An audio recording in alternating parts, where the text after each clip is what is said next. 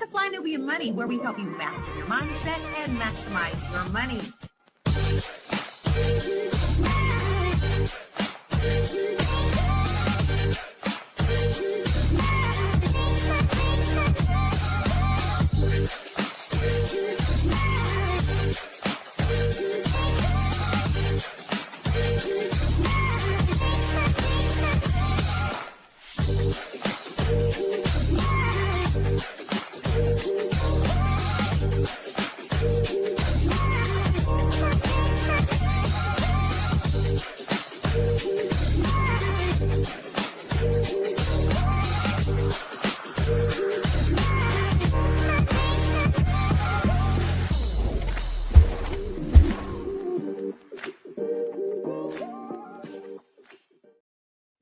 Happy hump day, everybody. What's up, ladies? What's up, my black queens? How y'all doing today, sis?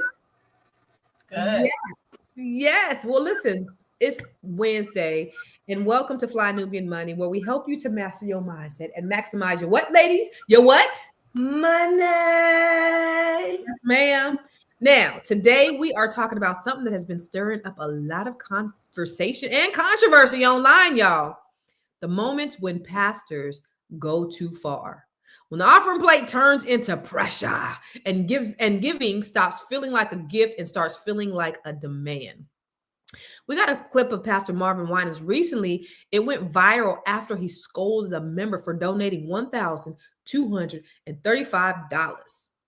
That moment brought back conversations about money and accountability in the church, including when Pastor Marvin Sapp once told the ushers not to let nobody leave until $40,000 was raised, y'all. So today we are just asking the question, we just broaching the question, when did giving to the church stop being an act of faith and start feeling like a financial transaction? We're going to talk about the differences between generosity and guilt and why the heart behind giving matters more than the amounts. Now, first, I want to introduce you to some of the dope ass queens that we have on the channel.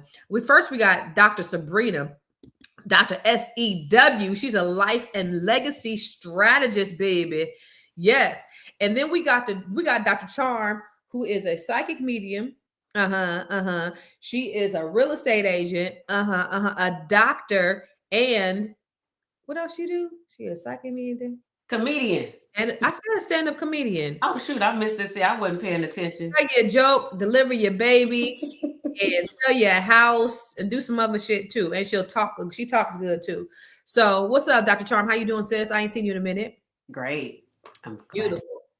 And then we got the B.Big.Coach. Hey, the B.Big.Coach. Hey. We need some therapy up in here after dealing with the foolishness going on up in the church.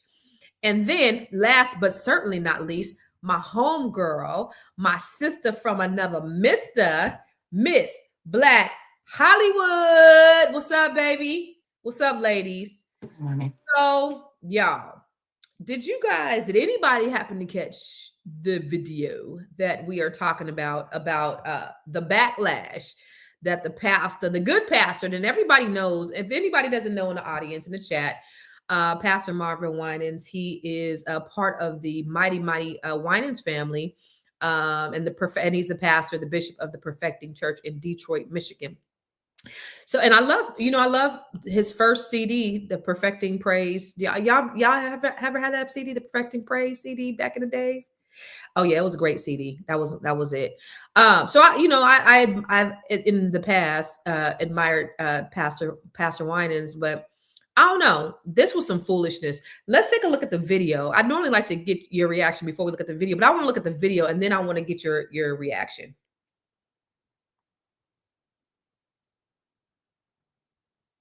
Oh, okay. I, Roberta McCoy, given faith and stand in unity with the vision of Perfecting Church of sowing this seed of $1,000 plus $235 and receiving the blessings to come to all that participated. Now that's only $1,200. Yes. Y'all not listening to what I'm saying. If you have 1,000 plus 1,000, Okay. Well, I'm gonna work on the other 800. Well, that ain't what I asked you to do.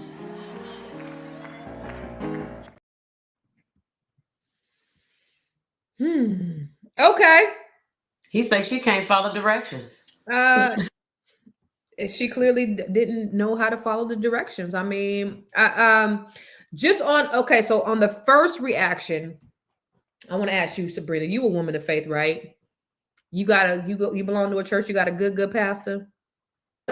Are there any? Wow! Shots fired! Bang! Bang! Bang!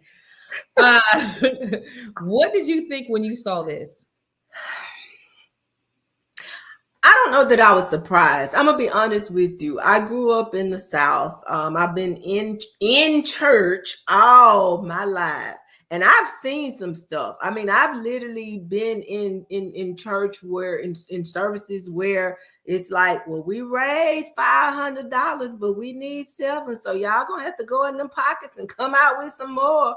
I mean, I'm from that era, so I can't say I'm surprised. I am disappointed though, because there's so much going on right now, and people are struggling. And just, I mean, what my reaction was the unmitigated audacity. Unmitigated. I'll take the 1,200. Send it to me, sis. I'm okay with that. He said, "I ain't asked you for 12. About the 8. This ain't the 1,200. This wasn't. I ain't asked you for that. I asked you for 1,000." Yeah. Who are we? Who are we to tell people, you know? Or like Andrew Caldwell says, "Who are me to judge?" Y'all remember that? Who are me? Anyway, Dr. Charm.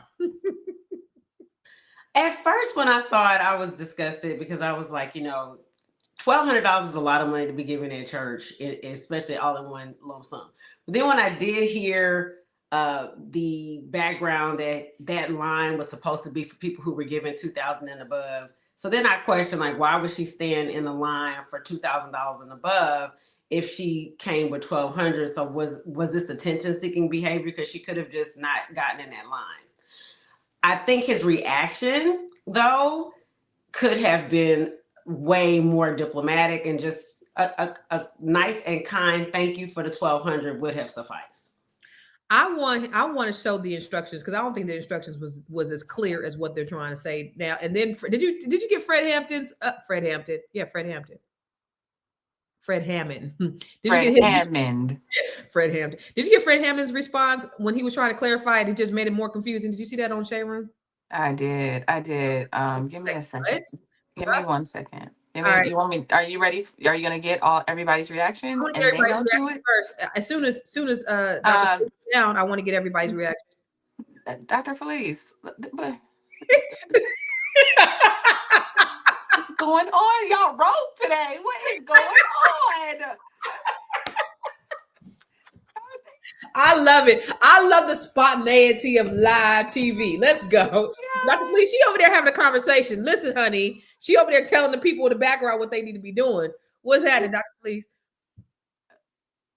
Is she on mute or is she still? And okay. You muted. Is you on mute? Who you talking to? Us and them, Dr. Felice? I gotta say Dr. Felice off the stage. Yeah, can you take me off mute? Oh, okay. I was gonna take you off stage. Go ahead, Doctor. You good? My dog is cutting up the food. He's cutting the food. My dog. Oh, okay. Okay. So paid instructions. So y'all know I'm always on another end with y'all, and I'm okay with that. And Love it. This is what I thought, right? Because I grew up in the church, holiness, and y'all had it rough. Yeah, we rough, and the thing that I always go to the scripture. Touch not my anointed, do my prophet no harm, right? So I don't touch God's prophets. I just don't. And then second, I didn't have full context, right? And so if you read in the Old Testament, God would give specific instructions to his prophets for his people. And if you didn't follow those instructions to the law, right, things either wouldn't go a certain way or they wouldn't occur the way that God intended for it to occur. Now, I do know that now we're in the dispensation of grace, so it's a little different, but I don't know the full context. I don't know if he gave specific instructions. I don't know if this was a special offering for something like maybe the church, maybe a building or something. And so he was given, and so sometimes pastors get instructions that there's a certain number of people who are to give a certain amount of money in this order. And so if that was the case, then she didn't follow the instructions. It had nothing to do with whether or not he didn't accept or wasn't grateful for what she was given.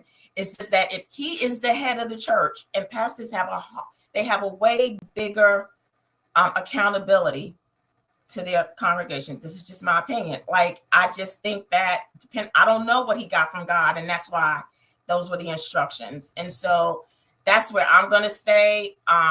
So I didn't have any kind of like, ooh, from it. I do know it was from her heart. So regardless of how we feel, God saw her heart. And so she's okay in that sense, that God saw and recognized her heart. Now, as far as, you know, whether or not he gave instructions, then she possibly didn't follow them. Dr. Felice, I love you. I love your heart. And I just want to respectfully say that Black people are always going to find a way to give a pastor an excuse. Black folks is always going to find a way to give church people some.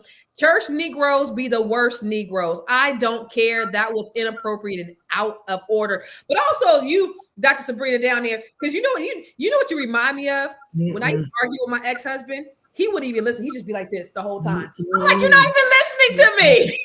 I just want to know if Dr. Felice was the first lady in her past life. I mean, I disagree, because I don't believe pastors are the head of the church. Christ established the church. Christ is the head, not man. And that's why I think a lot of us are kind of screwed up, and we get so disappointed in man and what man does. But that's not my belief. And I don't think that people have a right to tell me what to give to God, because just like he speaks to other men, he speaks to me too. So I don't think anybody has that right to tell me what to do. My Bible says, and I'm coming from New Testament, as a man purposes in his heart, that's what he is supposed to give. So for somebody else, just because you tell me, you instruct me, and I don't read that in my Bible where anybody is supposed to instruct me on what to give. I give from my heart. And I think that's what messes people up. So I can't defend anybody. Dr. Sabrina, if you go to Pastor Marvin's church, you will be obedient and you will comply, or you will not be a member. That's okay. And I'm okay with that. I'm okay with that. I'm okay with not being a member. I don't have to be included. Oh, Jesus. I like me better like without all that light, and I was too light anyway. Oh my God. All right, Miss Black Hollywood, what happened? You know, well, I just saw things falling and all of the things. Okay. So talking too much shit. Just rogue. Everything is just it's falling apart. You know, I hear I've seen all the videos. I went down the rabbit hole, and I am someone that goes to church faithfully every Sunday. I sing in the choir. I am a part of a celebrity church, right? Warren Campbell is my pastor. First Lady Erica Campbell is my first lady, right? And it still doesn't feel like this at the church, right? There's never a day when I'll get up and give an offering, and I could ever imagine Erica Campbell saying, in all of her celebrity, saying, take it. You're just gonna accept it. Like, I feel like it felt like she, first of all, it just felt humiliating. I was humiliated for her. I was like embarrassed for her. Now, I get like there's a $2,000 line, which is out of control, and then $1,000 line. But I listened to the instructions, and it was like 1,000 plus 1,000, 1,000 plus. Like, I could understand how Miss Roberta got up and was like, I'm just sowing my seed. I just want to give. I just felt like his heart just wasn't postured for her, and it came off really cold and rude. And I think that's where the distaste came from for me. It was just the distaste of it all. It's like sometimes I feel like we can be a bit even, and I watch this even on our own show, right? When people are a little too like out of touch with what normal people are going through, and it's just like, just do this. I mean, all you had to do was like, I hate that. Like, even on our own show, sometimes I want to make sure that we're still we still have a relatability to what people are going through, and we're not just talking over people. And I feel like it was a moment when he kind of was talking and kind of like projecting over her when it didn't need to be. Can you imagine though, that this is probably something that happens quite frequently? Mhm. Just one incident of this happened. We're going to talk more about it when we come back from the break, because there's so much more to talk about. Let's go. All right. It's a good show right here. But I'm biased. If you are just tuning in, you are watching Fly Nubian Money, where we help you master your mindset and maximize your money. My name is Tiara Williams. I'm also known as Miss Black Hollywood, and I'm the proud producer of this show because it is lit. If you want to receive notifications for when we go live Monday through Friday, 1 to 2 p.m. Eastern Standard Time. All you have to do is text the word Queens to 87948. That's Queens to 87948. That's QUEENS to 87948. Also, if you want to grow your money and not blow your money, all you have to do is go to flynubianmoney.com. There's all kinds of resources, there's courses, there's free giveaways. There's just no reason to be broke in 2025. All you have to do is go to flynubianmoney.com. Obviously, you don't want to be entertained here. You want to know enough to grow. Wait, I need to put that on a shirt. You got to know to grow. Got to know to grow. So no. We're going to do this a couple of ways. Those that have the 1,000 plus 1, that means you're coming with your 1,000 that you're giving, plus you've asked someone else to give. Now, you don't have to stop at 1,000, and we're going to deal. So in other words, if you say, Pastor Winans, I'm coming with my 1,000 plus another 3,000, then you'll say that. You understand? And if you didn't get the plus 1, but you maybe came with $250, you're going to come say that this is my 1,000 plus 250. You with me? And we're going to go all the way down. So I need you, in order for this to work, I need you to come when you're called with the offering that you're bringing. Now you tell me if you would have been like 1,000 plus 3,000 plus the 1,000 plus the 250, because she brought $1,235. So y'all wouldn't have been confused because I feel like she followed the instruction. There are quite a few people who said they would have just taken their money back. If it wasn't a 2,000 and he was complaining. It's a can fact. I get that back, Pastor? Yeah. My question is though, and this is where I guess I'm at odds, and I've been in the church and I've been conflicted for a long time, y'all. So this may have been the wrong show to have me on, because I'm just gonna tell you how I feel. I don't feel like it's anybody's business. I don't even think that needs to be public. To me, that's public humiliation for me to have to stand up and tell everybody what I have given. And especially now, people are struggling. So the unmitigated audacity to have people stand up, and I got to tell you what I gave, tell you I'm out here asking other folks to give. Maybe they don't have it. Maybe I did. He said, you have asked someone to give. Maybe she did ask somebody else to give, and all she could come up with was $250 or $35 or however many dollars. But I just don't think that's necessary. Right. If the point was, well, as I understand it, it's a building fund, just say, okay, bring your offering. We put it together. The committee goes in the back room, count it up, and then we make acknowledgement to the congregation of how much was given or donated. Together. But to have people stand up, and I got to tell you, I got to come before the church and let the church know, that ain't right. And that is not Bible. I don't care what nobody says. Show me the book, Bible. Show me the chapter, the verse. That is not Bible. Listen, Dr. Sabrina, people is buying groceries on Klarna, god dang it. And you talking about $2,000. This lady bought $1,200 and $35. $1,235. And you told her to sit her ass back down because you ain't asked for that. Like it's absolutely insane. But I do want to ask the chat, what was your thoughts? And I see you guys in there, because who was that said, that's my thought. Jada said, I'm so hot with this crazy request. I would have definitely took my funds back. All the other members should have walked out. They're not going to because they are indoctrinated as well. But now, Dr. Charm, that you've heard his instructions, you said, I didn't know, because maybe his instructions were this. Now that you heard the instructions, what you think? It was clear. I still think he didn't have to embarrass that lady, whether she gave the correct amount or not.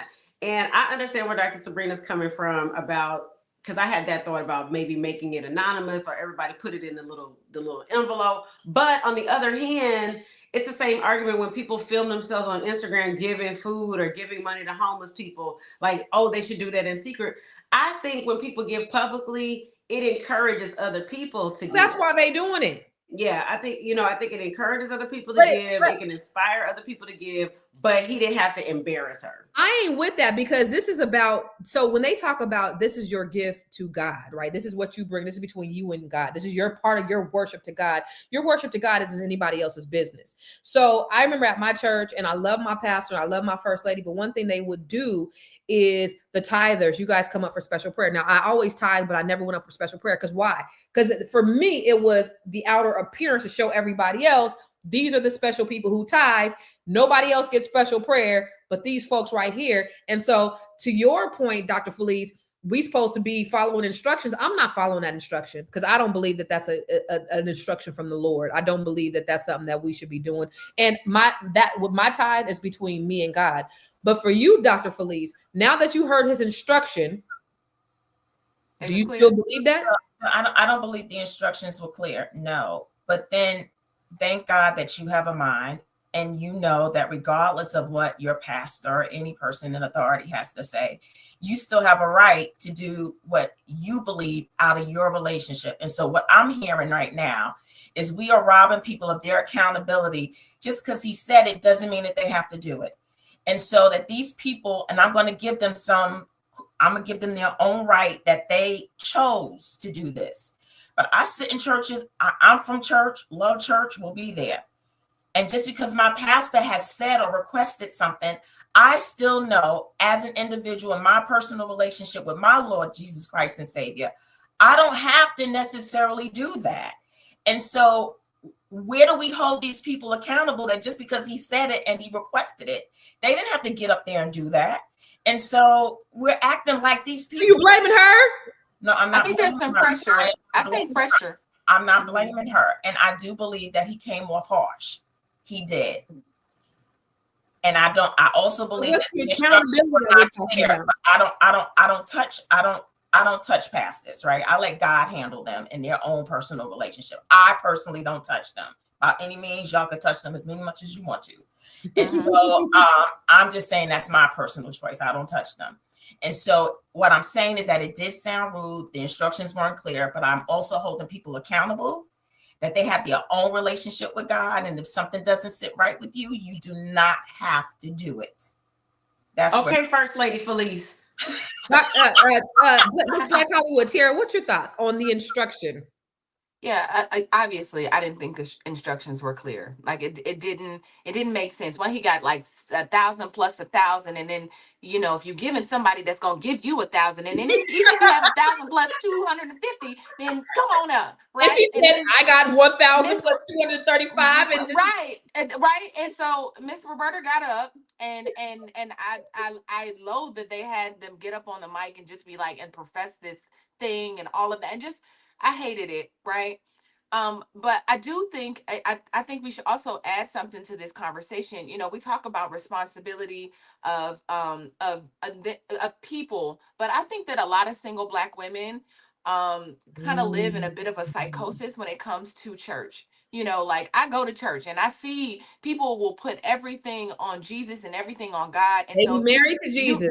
I mean all of it. You get a person that is like in that state, where they will literally rob Peter to pay Jesus. They will do anything that they can to be, for the prosperity gospel of it all, right? You give me this, I'll give it back tenfold. I'm gonna take my rent money and give it to the church. After she professed, here's what I have, she said he made her feel bad, and then she said, I'm trying to come up with the other 800. I feel like if that, like, I know Miss Roberta ain't got no husband. I know it, because there's no way. I'm saying there's no, you know what I mean? Like, I just feel like it's a Ain't no man, yeah. single men. It's like there's this dynamic with pastors and single Black women, that they can do these kind of things, and then the women are just so vulnerable. I think 80% of Black churches are 80% of Black Yeah. churches of women are Black churches are mostly women. And you're absolutely right. They waiting on Jesus. They waiting on the pastor. Pastor said this, but here's the thing. I love God, and I'm always say that I love God. But I think what happens is people wait. They are so caught up in their religious ideals that they're forfeiting their good life here for when I die. And what people don't understand is you can have a good life here. You can live a life in abundance here.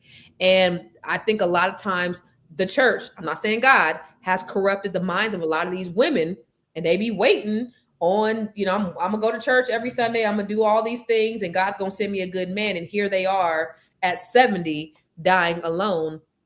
And it's unfortunate, but it is. The church has Black women in a stronghold. I really do believe that. I have a question. Can I interrupt? No. So where is that person's personal responsibility? Like, at some point, you have to have your own relationship with. I go to a church, Right. but I have my own relationship with the teaching. God. So are you saying that we're not supposed to believe the teaching that we're being taught?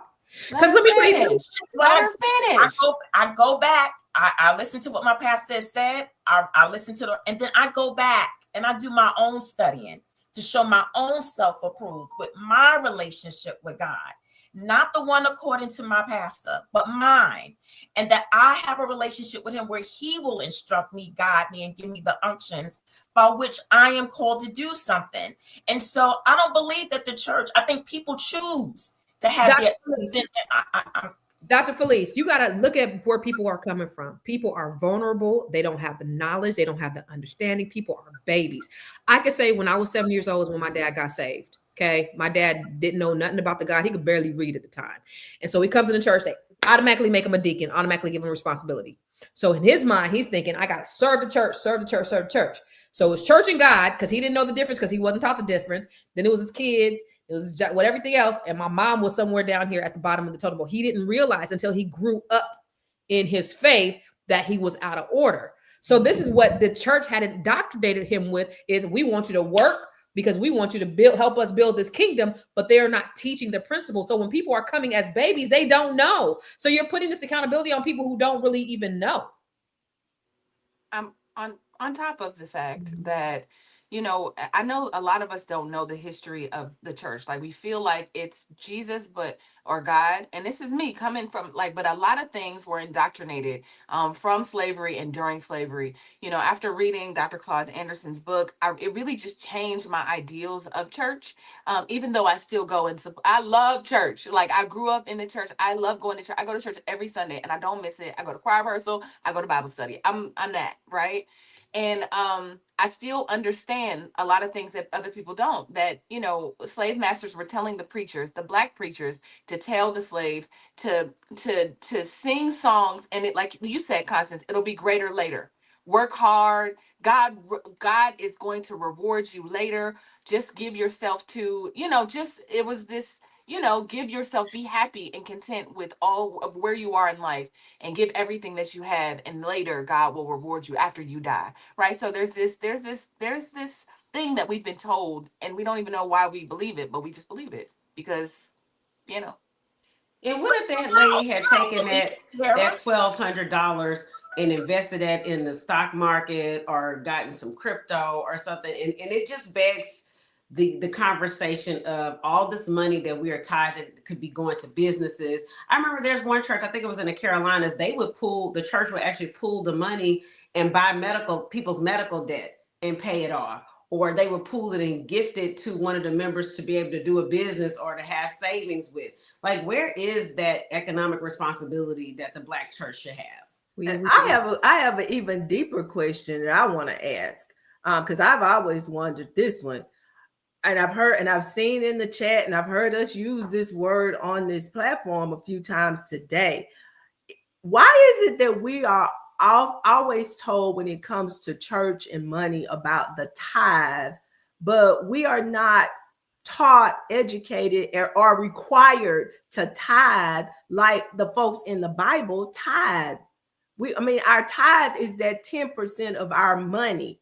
But if you go back and you look at what they tithe, it wasn't just their money that they tithe. It was a whole lot more than that. So it's almost too, like, when you listen to a lot of these people as it relates to money, and that's because this is what we're talking about. We are taught so many things about money as it relates to tithing, but we're not really taught enough about money. I am a life and legacy planning strategist. There are biblical examples of estate planning in the Bible, although you won't find the word. But who is teaching us? Where is the church leaders that are out there having people like myself to come in and teach people about preparation, and about a good man having an inheritance for their children's children and putting that together? That's in the Bible as well. But for some reason, all we seem to talk about is the tithe. They cherry pick what benefits them, and that's the bottom line. But we'll talk more about it. Hold on, Dr. Fleece. We'll go talk more about it when we come back from the break. Okay. I know you're busy, you got things to do, and you can't take us on the go with you every single day. Good news for you. We are now on Spotify. So if you can't watch us, now you can listen to us on Spotify. Search Fly Nubian Money and all the episodes shall appear. All you have to do is like, subscribe, leave a 5-star rating, leave some comments, tell people how you love us, so that when other people come along and are looking for a great show to watch, they can find Fly Nubian Money too. One last thing, and just in case you've been sitting under a rock, Fly Nubian Money now has an investment club. We are the Fly Nubian Money Club. It's easy. All you have to do is go to flynubianmoneyclub.com, and I am committed to bringing in top experts from all industries to help you level up. They're teaching us the skills that we need to compete in this market. We often say that nobody is coming to save us, not the government, but guess what? We're coming to save us. I'm coming to save you with the Fly Nubian Money Club. So listen, all you have to do again is go to flynubianmoneyclub.com. We have a 30-day free trial set up just for you, just for those people that are struggling. Even if you ain't struggling, you ain't got to struggle. I'm coming. In that viral video, Right. He did not rebuke you. He absolutely did not rebuke me. Now, there's a difference. There was a correction, because let me clearly state that Pastor gave instruction on the lines to get into. I was calling because the whole church was giving, and it was our day of giving, and the whole church was coming, and we didn't want people standing, the mothers and all that, so I was calling them by increments. And we had someone that had given out of before, and I corrected it, and I told everybody to listen and come when you call, and that's all that was. Again, one thing Black is. Oh, he's humble. Oh, he's so humble. Oh, he's been humble. But one thing Black folks gonna do is give the pastor a pass, baby. Dr. Felice, you were saying we were getting ready to go to break, you were responding. There are churches now who are doing a lot about financial literacy in their churches. I just looked it up. The National Black Initiative, 35,000 Black churches that are now teaching financial literacy in their churches. You got Dr. Jamal Bryant, you got T.D. Jakes. Like, there are Black churches who are teaching their parishioners about legacy wealth, not just about the tithe. So I need to make sure that we give the full picture so that people don't think that the Black church is out here just pimping folk all day long. They are not. And it's still our responsibility in our own individual relationships with Christ that he will start revealing things to you.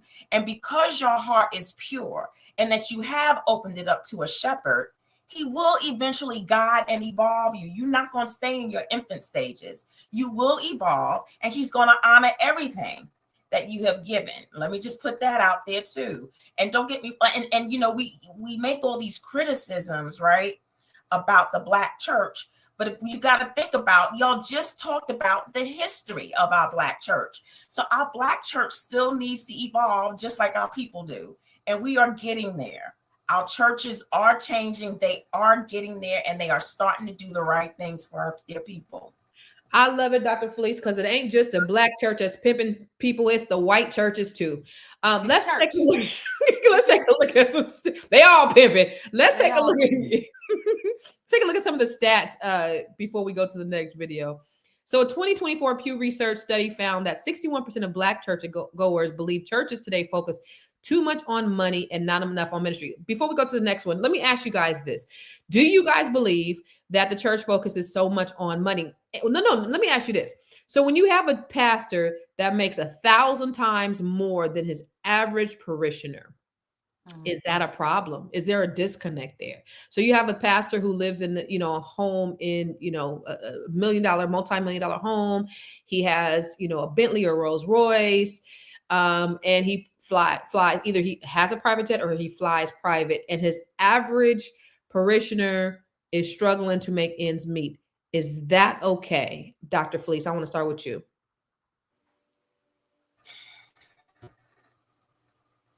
Shame the devil. Shame the devil. Tell the truth and shame him. I don't know. I'm gonna have to pass on that. No, because I don't know. Like I can't answer that. Like, so if it's only from the tithes of their parishioners, that's where they're getting their income. Because a lot of pastors that I know that I've seen that has all of this, they've got book deals, they've got production companies, they've got businesses that are very profitable that contributes to their bottom line. And I don't believe that it's solely based upon the congregation's tithe that they're able to fly jets. Yeah, so you think about TD Jakes. He doesn't take a pay. He doesn't take a salary from his church. He gets his money directly from everything else. But there are pastors who do. So I'm talking about the pastors who do. You're gonna have to go to the other people. She said she's not gonna talk against. I was just trying to make sure that we were clarifying that we weren't talking about the folks who make money in other ways. What about you, Dr. Charm? What do you think? About these pimp preachers? If that's what you want to call it. It's just, to me, it's like every corner. You can go in the Black community and you see a church on every corner, but do you see Black-owned businesses on every corner? I just think we have a dysfunctional relationship with the church. I think we're guilted into tithing and so forth and so on. No one should be in a position where their rent or their utilities and things are not paid, but the church is paid. It's ridiculous at this point. And the prosperity preachers, it's like every other month there's a new story. Creflo Dollar asking for the jet. Marvin Sapp locking the church doors. Like it just comes off as greedy, and you don't really see this outside of our community. Oh, you do. It exists in Christianity as a whole, but it's just but it's just amplified, I believe, in our community. Amplified, but it's amplified, and it also is dysfunctional because they may have prosperity preaching in the white community, but the white community has higher amounts of wealth than we do, and so it makes no sense for all this prosperity preaching in a community that has an average net worth of $1,700. I can dig that. You're right. Miss Black Hollywood, what are your thoughts? Do you think that it is okay for a pastor to live 1,000 times better when he's just solely getting money from the tithes and the offerings? Well, I don't believe that pastors are solely getting the tithes from just the church, right? Like if you haven't met, I just don't believe it. I like what Dr. Felice said about them having all types of deals and other things in place and getting money different ways. Because I know that for the most part, I ain't seen our first lady in like 2 months because she just been on the road and doing different things, and then I know that all of it isn't coming from the church. But what I will say is what I think is good if pastors like that share their process with their parishioners, create programs within the church, just kind of like open that up so they're not the only one eating. Because here's the thing, if I'm the richest person in the room, I've failed everybody. right? And I'm the only one that's rich out of all of my community. I failed everybody in there without like sharing the knowledge. This is what I did. Here's how you can do it. Also, and not in a way where it's like, let me take all of your money and show you, but not show you how to figure out how to make money. It's just that is my opinion on it. I just think that in most cases it's not like this. Like I think the TD Jakes and Marvin's Winans and all of them are kind of an anomaly. Like most churches are small or medium sized. They're not living on, flying jets. That's a small percentage of our pastors. But there are some mega churches who don't have anything else. Because I know a few of them out here, and their pastors have multi-million-dollar homes in my neighborhood that they don't have any books or they don't have anything else. They have the tithes and the offerings from the church. So while it may be an anomaly, while it may be small, it's not an anomaly.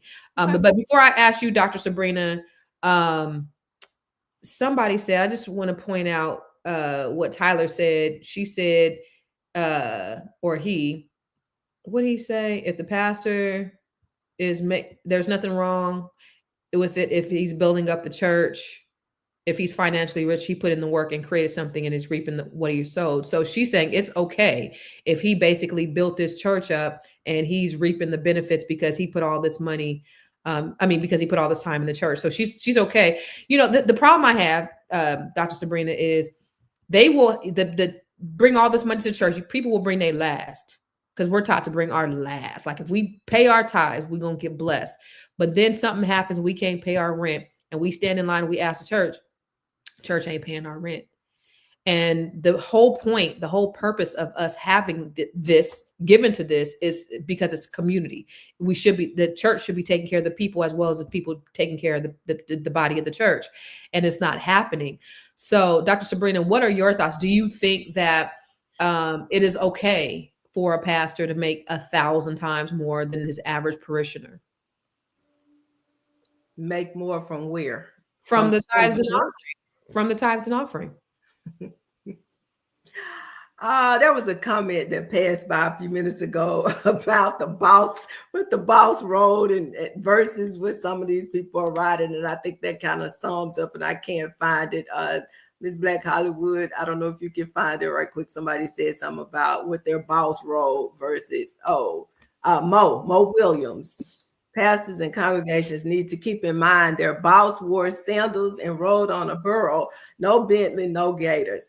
I go back to Christ's example. He was a carpenter, chances are when he was going out and he was going around, he probably wasn't making, thousands of dollars more than people, other people. You had the disciples. A lot of times they were fishermen. Chances are they probably were not.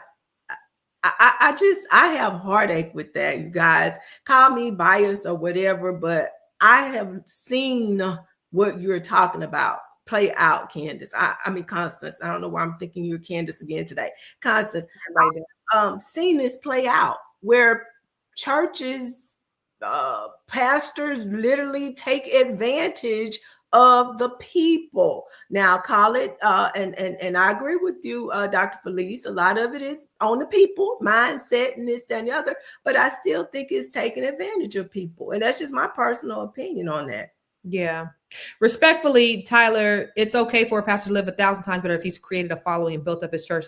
I think she's what's wrong, or he's what's wrong with the Black churches, because we will give these people any excuse to live any kind of way and do any kind of thing because we've been so church indoctrinated. Let's go to some more stats.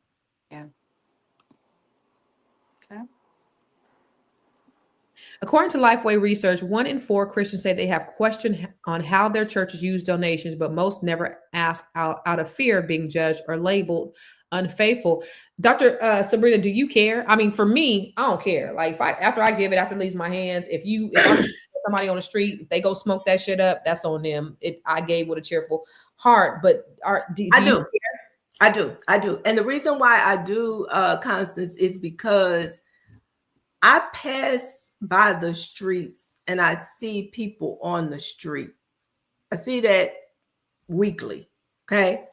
I'm in a state where a few months ago, a woman gave birth on the sidewalk. It does matter to me what's being done with these funds. We have a state of emergency here in the state of Mississippi. Babies are dying out the Watusi. Black babies, over 3,000 have died so far. It matters to me what they are doing with these funds, because there are things that our community need to address. We can't sit back and wait on anybody else to come save us. So the church is really where we have the ability to pool our resources together in masses and have the greatest impact. Yes, it matters. It matters whether the person is, going on trips and buying bags for their wives and all of this foolishness that I have seen. I don't know about anybody else, but I've seen this stuff done. It does matter. Dr. Shar, what do you think? Does it matter to you, dear? Jesus wasn't flying around in no jumbo jet, Creflo Dollar. He drove the money changers out of the church. I think we have lost sight of the original message of Yeshua in this. The churches now, and the message that's being spread reflects this capitalistic, materialistic culture. It's just a reflection of the culture as a whole. And I don't think it's going to change really until this culture changes. I'm so glad that you said that, because I 100% agree. It's this rugged Eurocentric capitalism thing that we're in. And this is the reason why they play into it. Everybody want to be rich. Dr. Felice? So I think when people search for churches, they should do their research, right? I've been a part of 2 really great churches here in my area. And the first church that I was a part of for 15 years created their own women's shelter. So when the Salvation Army was in overflow, they came to our church and we treated those women well. And we were good to them. We also had our own apartments for low income housing. The church I belong to now has just opened up a beautiful 4,000 square foot home for pregnant teenage moms so that they know and have a safe place to raise their children. And they're also building a new church for the new millennial age so that they can have the state of the arts and worship God the way that they know to worship God. So you got to do your research. There are churches out here that are doing the work, that they are taking care of their local community where they are. They are doing that. And so go ahead, find those churches that are taking your money and they're pouring it back into their communities in tangible, real ways. That's who I congregate with. I'm with you, Dr. Felice. Don't give if you ain't did your research, because I'm not going to give and then got to worry about if they're doing the right thing. I'm not going to give to somebody who's not doing the right thing anyway. So once I give to you, I'm going to trust that I've done my due diligence and that you're going to do what the evidence shows that you've done. That's where I'm at. I don't want my tithes going on the First Lady Birkin bag when I can't even get me a Gucci or a Poochie. Okay. Ooh, not a Poochie. Miss Black Hollywood, do you care? I'm gonna say this. From the lens that I give it is to God. Almost like I'm giving, like my heart is giving. I'm thinking like once I give it over, it's coming from my heart. It's a percentage of my income, that 10%. But on top of that, I may myself take that 10% one month. And Lauren and I do this with my daughter. Like every Tuesday, we'll find somebody to feed. Right? It might be at the gas station. It might be when we getting off it just whatever my spirit says, or I'll let Lauren pick the person out, and we'll go either buy them food, or if they're like, I don't have no money for this or whatever, I'll just make that the thing and have Lauren give the person the food, or I tithe in different ways. I don't always do it that same way, but once I give it over, I'm praying that God, what we say every time we give an offering is it's not a debt I owe, but it's a seed I sow in Jesus' name. And so that's what we say every time we give offering. It's not a debt I owe. It is a seed I'm sowing into the kingdom of God. And whatever comes back to me, it's never monetary, but I feel like every week I'm protected. I feel like that exchange with God there is a part of me that like I'm willing to put some skin in the game and fund God's house, right? Like keep the lights on where I go and I praise God every week. So I don't know. I just think that you can't just come and not expect to give something. It don't have to be your rent, but give something to the house where that fuels you, that feeds you. It's like another, I give where I'm fed. So I think of it like that. But that's another question I have for you, Felice, since you're very churched. Are there is there a substitution for the 10% that you bring to the church? Because she says that she gives based upon, like she'll give to charity, she'll give to this. Is that a substitution, or should that be above and beyond? Should that 10% go to the church? But before that, see, this is the problem with they believe anything. Problem is people go to church, donate, and feel like they've done something for the community. Maybe stop looking for a church to do for the community and begin to do it for the community. Why don't the church do stuff for the community? But anyway, I digress. The church, that's the purpose of the church. That's the purpose of the church. Anyway, this must be a pastor that be taking everybody money. So Dr. Felice, is that another form of tithes, or should that be above and beyond? So I think you give what you have, right? So when we saw evidence of people, like one lady gave from the alabaster box, she gave from her the perfume that she had. What you have and what you have to offer, that's what I believe God will accept. It is your heart, because people are giving 10%, but their heart's not right. Well, He's not doing anything with a heart that doesn't really feel or want to give. And so I think it really counts about how your heart is. Whatever your heart is to give, and you doing it cheerfully, I think that's what you should give. Not grudgingly or out of necessity, but what?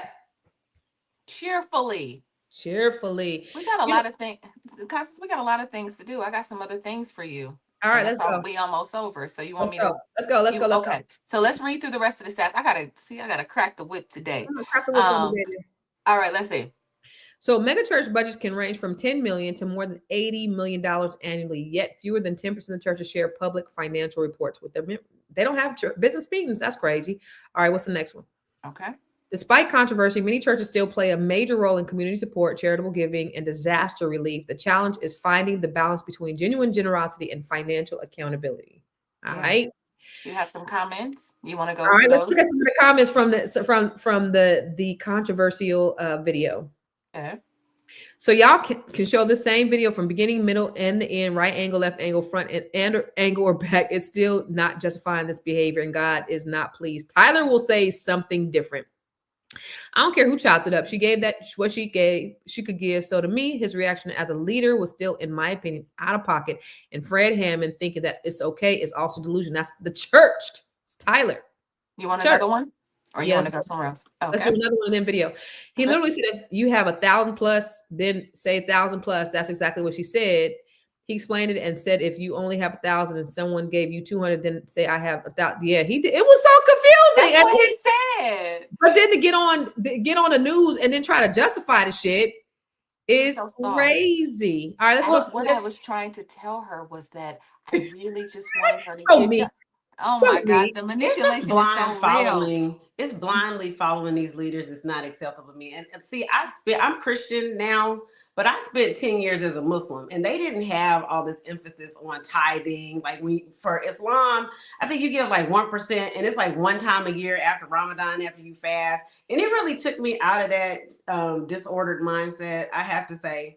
I really do. And the church I support here in Atlanta, it's one of the small, little old Black churches, and you see where your money is going. I just like to be places where I see where my money's going. Amen. Let's go to the next video. Okay. Here we go. Anonymous, stupid. I was laughing at him. And they understand the cost that is involved. There's 1,000 of you. I said, close them doors. Ushers, close the doors. Close the doors. Close the doors. It's 1,000 that's watching online. This is a small seed. If I get 1,000 online to give this, if I get 1,000 in the sanctuary to give this, that's $40,000 tonight. Now, everyone up here, we've all sowed and seeded, but I need everyone standing up here with us, with me, to plant a seed of $100. Because again, it costs to sit up here. And this is what I need you to do. If you're giving electronically, or even if you're giving tangibly, I'm gonna have y'all come to the altar and give it, because I need to see 1,000 people moving. Bring them baskets. I want the baskets up here. I want to see the folk. Y'all start moving. Y'all can bring it right now. Come. 1,000 people. I hear the voice. 5,000. I'm doing this over the, because I want them to see this miracle. If you will sow 5,000 right now of the 18,000, God is going to release wealth on you. You're going to get an increase. And it's not going to be later, it's going to be soon. Hallelujah. In Jesus' name. You that come on Facebook live stream and just push and have these miracles that's happening on the phone so people can know that you need to call in and get your miracle. Listen, I can pray for you, but I've trained people to pray for you, and they will see the miracles happen in your life. I want you, I don't care if you say, well, I just sold $70 yesterday, or I sow something. If you don't have that much, sow $10. Listen, when a word like this come forth, you need to act. I cannot. All that begging. Stop begging. Can I share? Let me share a quick story with you guys. So I was in a choir, sold out for Jesus. We was a choir that sang back up for MC Hammer when he turned gospel. We was the one. So I played the bass. I played the bass. So there was this gospel singer that came to town, and he did that. He said, "I want everybody to bring your ones and tens and 20s are cursed. Bring them to the altar." So he told them they were cursed and to bring all this money to the altar. And people were shouting and falling all over the place. Later on, we went, because after we would sing, we would go out to like IHOP or something, or Denny's or whatever, and we would eat. And so then he kind of noticed me because I was kind of over there on the side. I wasn't really like, I ain't do all the silly ass church shit that they would do afterwards. I wasn't into that. I would play my bass and I would take my ass home, but I wasn't saved, super holy saved like everybody else. So I wasn't in the crowd. So when he came out before, I wasn't there. So when I'm here this time, he was like, "Oh, she kind of cute and she played the bass." So he was like, "Hey, will you take me back to this brother's house?" This is a gospel singer. He had gospel album out and everything. So he takes me. We go to this, we're going to this house. We're in San Jose, and he goes, "Hey, can you go up to the mountains real quick?" He just got done preaching and, falling out and cursing the money. And he's told me to take him up to the mountain so we can go out and look over the city of San Jose. So I was like, okay, I'm 18, 19 years old, right? So we get up there. This man, now he's all over me. And then he grabs my coochie like this, because I wouldn't have sex with them. So I'm thinking, oh God, I feel like a Jezebel. I am tempting this man of God, and he's like, hey, baby, please, baby, play, please, baby, play, please. And I'm like, no. So he grabs my crotch like this, I have my Release. And he said, "Lord, in the name of Jesus." That's what this nigga said. Release. Lord, in the name. You say you don't put your mouth on preachers. This is a bishop, and he was slightly halfway famous back then. Lord, in the name of Jesus, if Nisi, let's call me Nisi, has sex with anybody else before she has sex with me, let her get pregnant on the first try. And he said, better yet, Lord, give her a disease if she has sex with anybody before she has sex with me. Oh my God. He just got done cursing the ones, the fives, and the 20s in the church and preaching the Holy Ghost all over. I don't trust them kind of Negroes. And he tried to curse your coochie. And tried to curse your coochie. The devil is a lie. The devil is a liar. This is the kind of foolishness. This is why I don't deal with church Negroes, because they be the worst Negroes. That's not funny, Constance. I'm so sorry you had to go through that. I mean, I laughed at it, but it was so real. Like, that was what that reminded me of. This nigga just got done cursing the ones, 5s, 10s, and 20s, telling them to bring them to the altar, and then he cursed my coochie after I wouldn't have sex with him. And that's why there's these pastors that are sleeping with multiple people in the congregation. You hear about the one that spread herpes in the congregation. Yeah. See, this is why we cannot follow people blindly. You don't need an intercessory to have a relationship with God. It's helpful to have a leadership, but I got a personal relationship with God, and I got a personal relationship with my Bible, and I don't need anybody in between us. Right. And this Negro had the nerve to tell me when we sitting up there, Kirk Franklin came we had him at this thing. He was sleeping with all the girls because he was sleeping with all the girls. This guy was sleeping with all the girls in my choir. He tried it, but I don't know if this really happened, so I can't say. But this is what he told me. But this is what he had done, because he had been through all these other girls. And then, he was like, "Oh, she cute and she played the bass. I want her next," because he had been through all of them. That's Curse my coochie. Anyway, we're gonna do our final thoughts. Dr. Sabrina, are you okay? That transition was that segue was something. It just brought that last guy just brought back bad memories for me.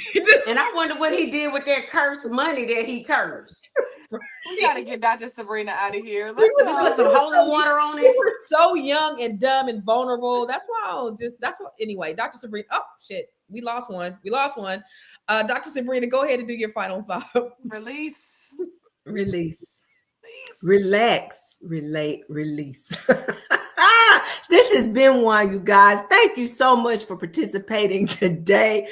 This has been really interesting. What I will say, I do agree with all of our panelists today. And I think we have to be mindful just because people are clergy. It does not mean that we should blindly follow them. We have our own minds. We can form our own relationships with our God and use our best judgment. At the end of the day, no matter what type of instructions that others give us, we have a responsibility to be good stewards of that which has been entrusted to our care. So with that being said, I'm going to let that be my final remark, and I'm going to pray for you and your cursed coochie concert. It ain't curse no more. That's it. I am Dr. Sabrina Edmund Williams, educator, author, and investor, and prayer intercessor when I need to be. I'm sorry, I'm cutting up over here. This has been good.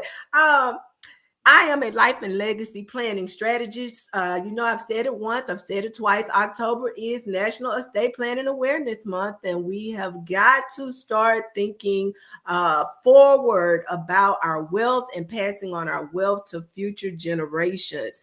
I can help you if you will allow me to. My handle is down there right by my name at I am so noted. That's I am SEWNOTED. It's been good being here with you today, Queens, but I gotta go. Bye. We love you, Dr. Sabrina. Enjoy.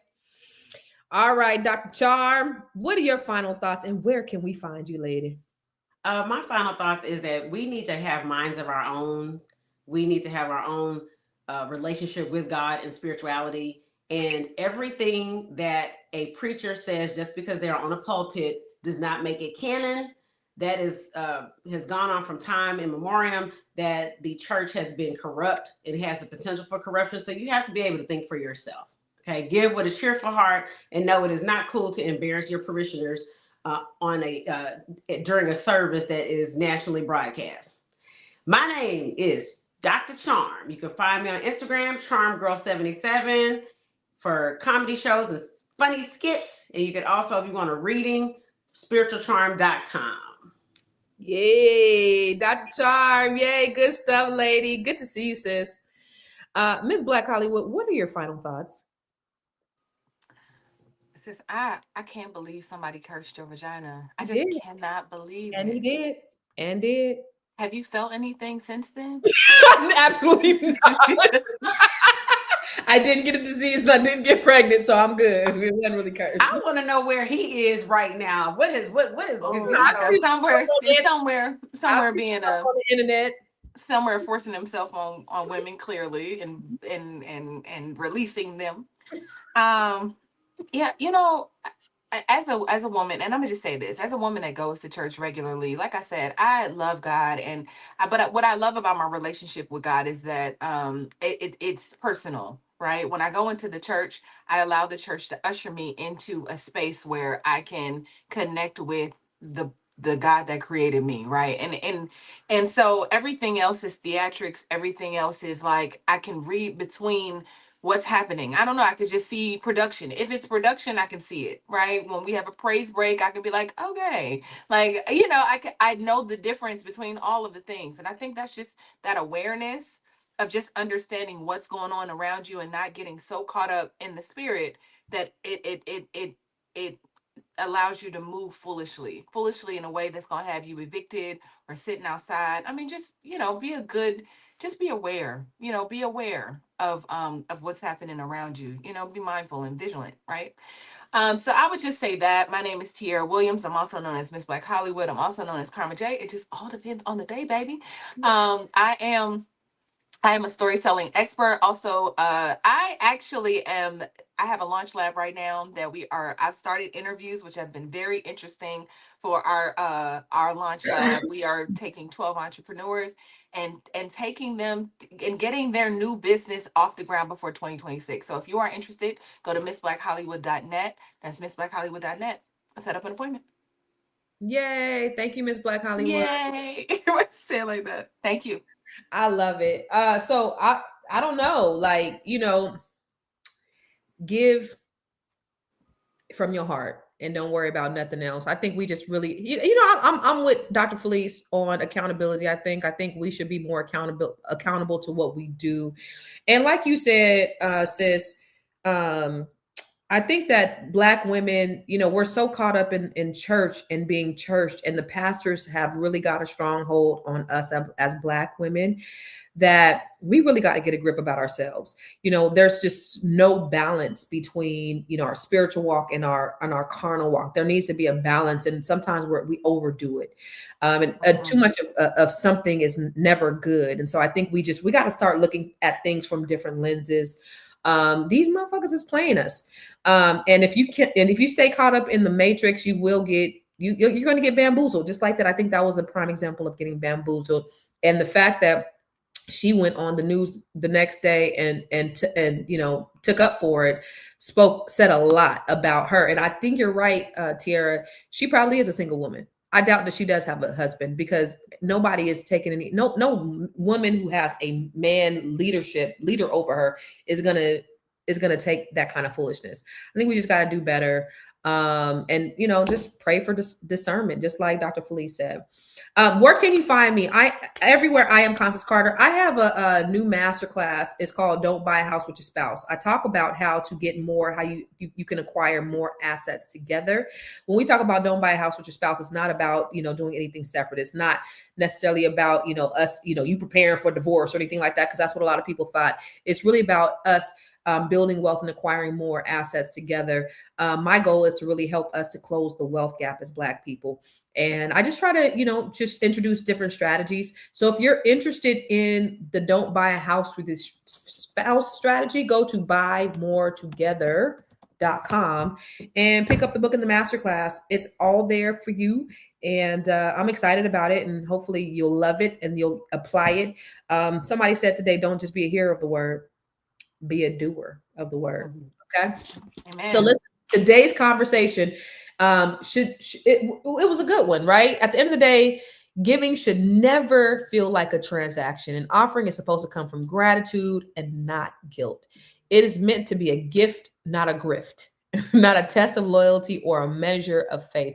When pastors lead with love, people give freely. But when money becomes the message, the meaning gets lost. So thank you guys to our amazing panel. Let's end with the brother coming out the jet, and just a little sayonara. Well, I actually had a video for that, but you telling me how to run my show. You're gonna tell me. You're gonna tell me how to run my show. Let me do what I say, Tina. Okay, all right. I'm gonna run both. Bless y'all.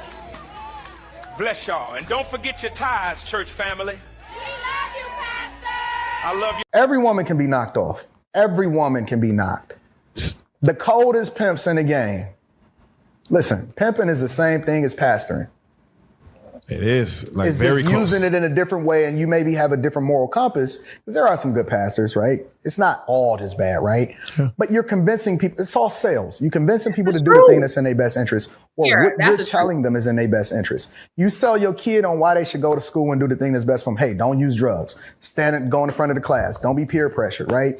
You selling your chick on why it is that she's supposed to be submissive and doing what she's supposed to do. Hey, stay away from your friends. Them hoes is for the street. Go and get some married friends. You're trying to convince them every day on doing the thing that's in their own best interest. So it's no different from pimping. It's no different from pastoring, right? They're trying to tell the congregation why it's important for them to go over to Jesus' side, get salvation, and make sure that you put some money in the collection plate because we got a building fund. But then on the other side of the fence, right, you got pimping. Now, pimping is bad from a moral compass perspective, but the nature of it is the same.